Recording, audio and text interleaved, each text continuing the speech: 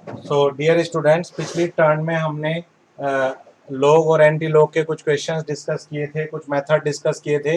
अभी हम कुछ और क्वेश्चंस डिस्कस करेंगे और हम लोग देखेंगे कि कैसे हम लॉग की हेल्प से क्वेश्चंस को सॉल्व कर सकते हैं, कैसे हम इनको सॉल्व कर सकते हैं, कैसे इनकी वैल्यूज निकाल सकते हैं अलग अलग चीज़ों की। सपोज करो क्वेश्चन है solve. Solve mean solve for x. कैसे सॉल्व करें? एक बड़ा सा नंबर लेते हैं। सपोज करो हमारे पास क्वेश्चन है 1563 into 1 plus x whole raise to the power 8 and is equal to 1624। Question है find the value of x, या फिर लिख दें सिर्फ सॉल्व। सॉल्व। अब आपको यहां पर देखना पड़ेगा कि भाई कैसे करें। अगर हम इसको थोड़ा सा सॉल्व करके लिखें तो it will be something like 1 plus x whole raise to the power 8 is equal to 1624 upon 1563। आपके पास ये वैल्यू आ गई। अब इसको सॉल्व कैसे करें, पावर्स को कैसे मैनेज करें? अभी हम लोग बोथ साइड ले लेंगे। जब हम दोनों तरफ लोग लेंगे तो यहाँ पर log 1 plus x raise to the power 8 आ जाएगा, और इसको देखेंगे तो it will be something like 8 log 1 plus x. लोग से बेटे फायदा ये रहता है कि जो पावर है वो मल्टीप्लाई में आ जाती है, तो इससे चीजें बड़ी इजीली सॉल्व हो जाती हैं। Is equal to log a minus log b, that is log 1624 minus लोग 1563। ये हमारे पास वैल्यू आ गई। अब हमें क्या करना है? Log 1 plus x is equal to 8 उधर चला जाएगा 1 अपॉन 8, और लोग 1624 इसके लिए आपका करेक्टरिस्टिक्स क्या हो जाएगा? 1 2 3 4। करेक्टरिस्टिक्स हो जाएगा 3 पॉइंट। 16 को 2 में देखेंगे और 4 के सामने उसका मीन डिफरेंस ऐड कर देंगे एंड यू विल गेट 0.2106। 0.2106। आप इसको वेरीफाई लोग टेबल से कर सकते हैं। माइनस 1563 1 2 3 4, यहां पर भी करेक्टरिस्टिक्स आएगा 4 माइनस 1 दैट इज 3 पॉइंट। अब 15 को 6 में देखिए और 3 में उसका मेन डिफरेंस ऐड कर दीजिए, इट विल बी 1939.1939। अब इसमें थोड़ी सी अलजेब्रिक कैलकुलेशन की आवश्यकता है, उसको आपको करना है। When you subtract this 16 minus 9 is 7 here, then 6, then 1 0 point upon 8। आप इसको 8 से डिवाइड करेंगे तो एक अप्रोक्सीमेट वैल्यू आएगी। 4 डिजिट के बाद आप छोड़ सकते हो, ज्यादा परेशानी वाली बात नहीं है। 0.0021 ये वैल्यू आ गई हमारे पास। अब हमें क्या करना पड़ेगा? हमें 1 plus x is equal to anti log of 0.0021। आपको 0.21 को जीरो की सीध में देखना है बेटा। 0.21 को जीरो की सीध में देखना है, और उसके बाद आप देखेंगे आपको करेक्टरिस्टिक्स क्या है। यहाँ पर करेक्टरिस्टिक्स यहाँ पर कुछ भी नहीं है, जीरो। जीरो है तो जीरो में एक जोड़ देंगे तो 1 आ जाएगा, and value will see it will gives you 1.005। ये 1 प्लस एक्स की वैल्यू आ गई, तो एक्स की वैल्यू क्या आ जाएगी? यहां पर एक्स की वैल्यू आएगी 1.005 माइनस 1 दैट इज 0.005। तो आप देखेंगे कि आपने ये आंसर यहां पर निकाल लिया, जिसको बिना लॉग की हेल्प से आप लोगों के लिए थोड़ा सा मुश्किल हो जाता सॉल्व करना। तो इस तरह से लॉग की हेल्प से हम लोग और भी क्वेश्चंस कर सकते हैं, कुछ जनरल क्वेश्चंस भी आ सकते हैं। सपोज करो हमें नंबर ऑफ डिजिट्स निकालनी है, फॉर्मूले निकालने हैं, फॉर्मुलेशन निकालना है। तो how to find number of digits if a number is in the form of a raised to the power b, number is in the form of this, so you have to learn the rule to find number of digit. that number of digit in a raised to the power b will be the integral part of, learn it, इसको लिख लेना, integral part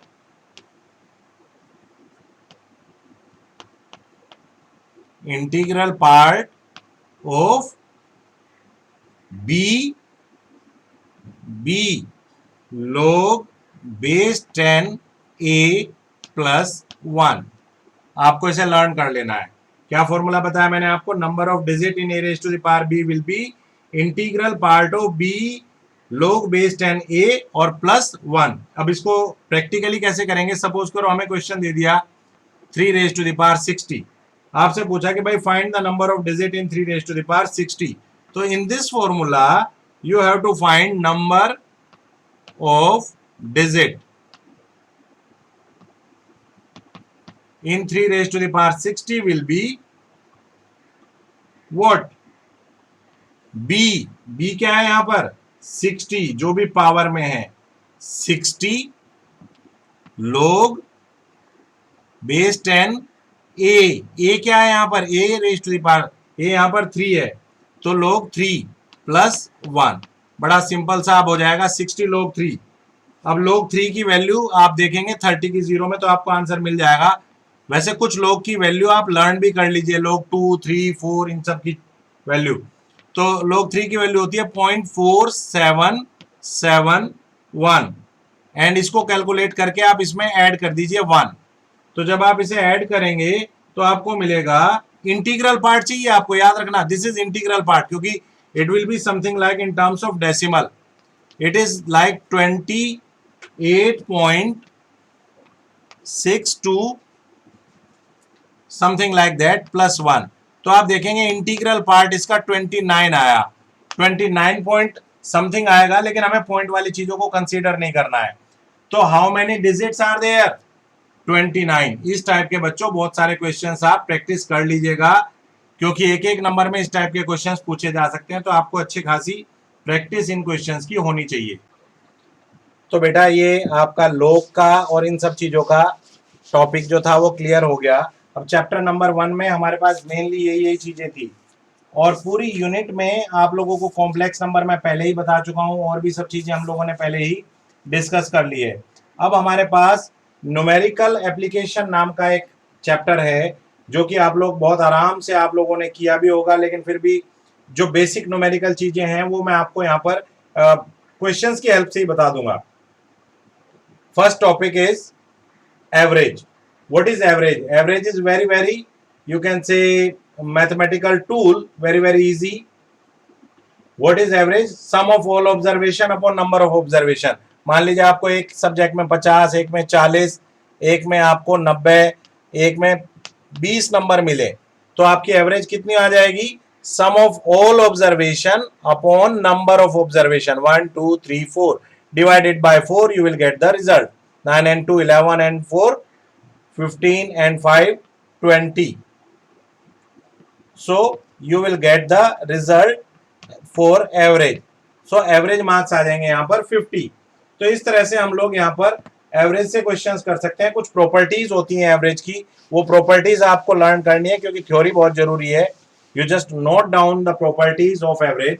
first of all, average is always lies between maximum and minimum observation. जाहिर सी बात है उससे बाहर exceed नहीं करेगी। Second, if the value of each observation is increased or decreased by specific number, then the average is also increased or decreased by same number. Suppose करो आप लोगों के जितने भी मार्क्स थे, अगर हर सब्जेक्ट के नंबर में आपके मैं 5-5 जोड़ दूं, तो आपकी जो एवरेज है वो भी 5 से जुड़ जाएगी। If the value of each observation is multiplied by specific number, then the average will also be multiplied by that number. अगर आपके हर एक मार्क्स में जितने भी नंबर हैं उसको अगर मैं किसी स्पेसिफिक नंबर से मल्टीप्लाई कर दूं, तो एवरेज भी उसी नंबर से मल्टीप्लाई हो जाएगी।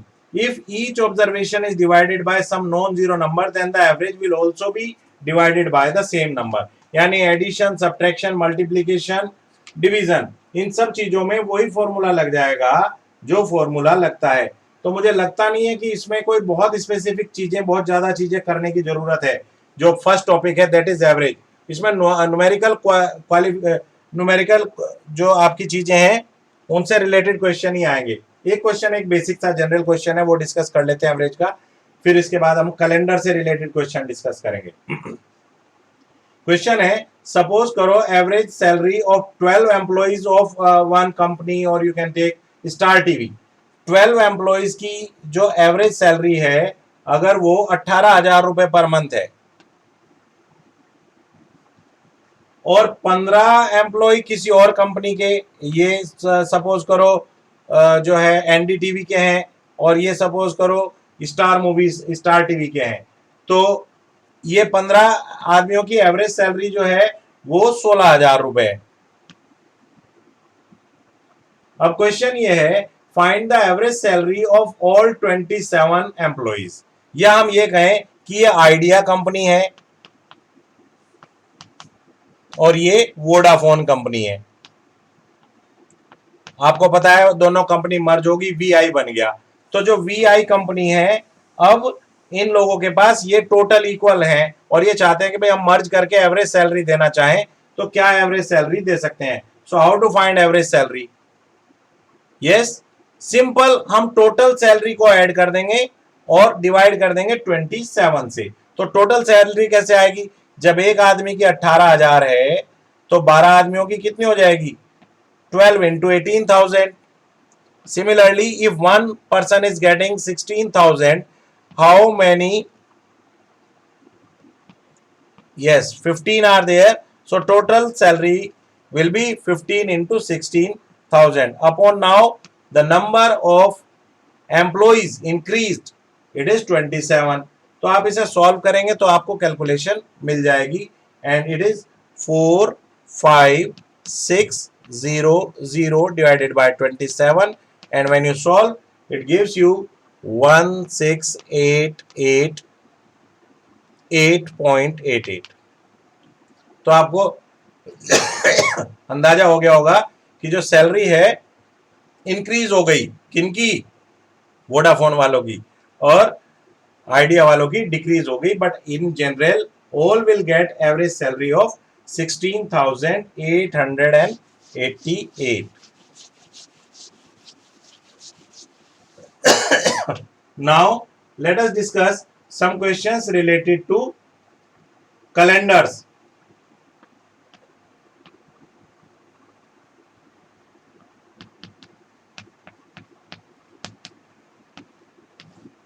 कैलेंडर्स के क्वेश्चन डिस्कस करेंगे। इसका भी कुछ बेसिक कंसेप्ट आपको समझना पड़ेगा, जैसे अभी हमने एवरेज का डिस्कस किया।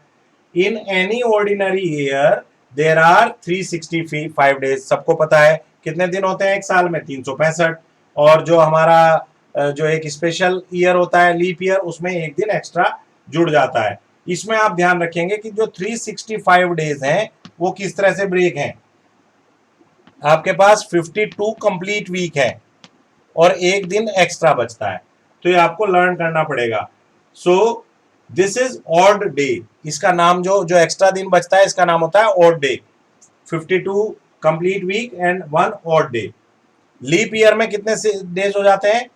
366। और वहां पर कितने ऑड डेज हो जाते हैं? 2 ऑड डेज हो जाते हैं, और 52 हफ्ते होते हैं। Clear?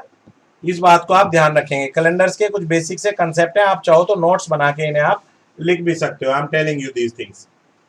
Every 100th year starting from 1st AD is a non-leap year, but every 4th century year is a leap year. Clear हुआ? इसका मतलब क्या हुआ? So any year divisible by 400 will be a leap year. जो 400 से cut जाएगा वही leap year होगा, जैसे कि 1200, 1600, 2000, and years 1800, 1900 will be non-leap years. जबकि ये 4 से तो कटते हैं, आप लोगों ने पढ़ा होगा कि 4 से कटने वाले, बट रूल 4 से कटना नहीं होता बल्कि 400 से कटना होता है। तो to check whether a number is leap year और not, first of all you need to check whether it is divisible by 400 और not. Now the concept of odd days, जो मैंने आपको बताए थे extra days, is very important in calendar. In a century of 100 years there will be 24 leap years and 76 non leap year. भाई 100 के 2 हिस्से हो जाएंगे। 100 साल का जो एक पूरा गैप है उसमें से 24 तो लीप ईयर्स होते हैं और 76 नॉन लीप ईयर्स होते हैं। ठीक है। अब अगर हम डेज काउंट करें, लीप ईयर में कितने एक्स्ट्रा डेज थे, और डेज हर एक में 2 थे, और टोटल हो गए 26। तो कितने हो गए 26 इंटू 2 48। और आपके वैसे यूजुअली कितने होते हैं, एक और डे, तो 76 ये हो गया। तो टोटल 100 साल में कितने और डेज हो जाएंगे, इनको ऐड कर दो 124। तो टोटल 100 साल में 124 और डेज हो जाएंगे। सिंस 7 और डेज मेक अ वीक, भाई 7 दिनों से एक वीक बन जाता है ना। तो अब इसको फिर से डिवाइड कर देते हैं। When we divide 124 by 7, you just divide it and it gives you how many extra days, 5। जब ये देखेंगे आप, ये कट जाएंगे। So this number is odd days in a century। ये सेंचुरी के odd days हो गए। लीप ईयर में कितने odd days, 2। Non leap year में कितने odd days, 1। But in a century how many odd days, 5 odd days are there। you have to learn all these basic concepts। ये बहुत बहुत काम आएंगे। अब इसका ऑब्जर्वेशन है, इसको आप आराम से निकाल सकते हो। भाई 100 साल में कितने odd days हो गए, 5। 200 साल में कितने हो जाएंगे, 5 इंटू 2 10। लेकिन उसमें से एक वीक ना माइनस कर दो तो 3 odd days हो जाएंगे। आप प्रैक्टिस में आएंगे, जब इनके क्वेश्चंस करेंगे तो आपको समझ में आ जाएगा। तो ये मैंने आप लोगों को बेटे बताए कैलेंडर्स के बेसिक कंसेप्ट। फिर उसके बाद मैं आपको क्लॉक्स के भी बताऊंगा। तो कुछ क्वेश्चंस कर लेते हैं इस पे बेस्ड, ताकि आप लोगों को ये समझ में आ जाए कि भाई इस पे बेस्ड क्वेश्चंस कैसे होते हैं। How many years will have 29 days in February 2001। February 2001 से लेकर 2100 तक, 2100 तक कितने 29 डेज होंगे, ये निकालना है मान लीजिए। तो इसे कैसे करेंगे, अब इसको समझ लेना आप लोगों को। अभी मैंने आपको बताया कि इनके बीच में कितने साल हैं, पहले तो आप ये लगाओ, 1 से लेके 2100 तक कितने साल हो गए, 100 साल। So we all know that 100th year is not a leap year, क्योंकि ये 400 से नहीं कट रहा है। 100th year is not a leap year. और वैसे मैंने आपको बताया कि कितने लीप ईयर होते हैं 100 में से, जस्ट रिकॉल, अभी अभी हमने डिस्कस किया था। Just tell me. Yes, so 24 years will have 29 days। कितने ईयर्स, 24। अभी अभी हम लोगों ने डिस्कस किया था, मैंने आप लोगों को बताया था कि 24 ईयर्स लीप ईयर होते हैं एक सेंचुरी में, और इसका जो लास्ट बाउंड्री वैल्यू है वो लीप ईयर नहीं है। तो 24 ईयर्स लीप ईयर होंगे, और जो लीप ईयर होंगे उसी में ही तो आपके पास वो होंगे 2 डेज एक्स्ट्रा, या 29 डेज आप कह सकते हो। एक आध क्वेश्चन इसके बाद और कर देते हैं। सपोज करो a person whose birthday is on 25th May, 25th मई को उसका बर्थडे है किसी बंदे का, विच इज मंडे। उस दिन अगर मंडे है, 24 को अगर मंडे है, and his sister's birthday is July 13, 13 जुलाई को उसकी बहन का बर्थडे है। तो आपको ये बताना है कि उस दिन कौन सा डे है, कौन सा डे है। Can you find it, it's not a very difficult. अब आपको ध्यान रखना है बेटा रेफरेंस डे का। ये जो हमारा दिन होता है ना, जो दिया हुआ है वो हमारा रेफरेंस है। उसके बाद से आपको सीधा सीधा कैलकुलेट करना है उस दिन से लेकर 13 जुलाई तक। तो आपको पता है कि 25 मई में, मई कितने दिन की होती है, 31 डेज की। तो आपको 6 डेज तो मई के हो गए, प्लस आपके जून कितने दिन की होती है, 30, तो 30 डेज उसके हो गए। और अब आपको 13 को कौन सी डे है वो निकालना है, तो प्लस 13 कर दो। तो 6 प्लस 30 इज 36 एंड 13 49 आपके पास आ गया। अब आप ये देखो कि 49 7 से डिविजिबल है कि नहीं है। आपने डिवाइड करा और you will get no reminder. अगर कोई रिमाइंडर नहीं मिला तो ऑड डे, जो आपको मैंने अभी बताया था, कितने ऑड डे हो गए, odd day zero odd day आ गए, और जीरो ओड डे आ गए तो इसका मतलब कोई एक्स्ट्रा दिन नहीं बचा। इसका मतलब उस दिन भी वही दिन होगा जो 25 मई को था। तो इस तरह से आप लोग कैलेंडर्स के क्वेश्चंस कर सकते हैं। इसके बाद मैं आपको क्लॉक्स के क्वेश्चंस बताऊंगा।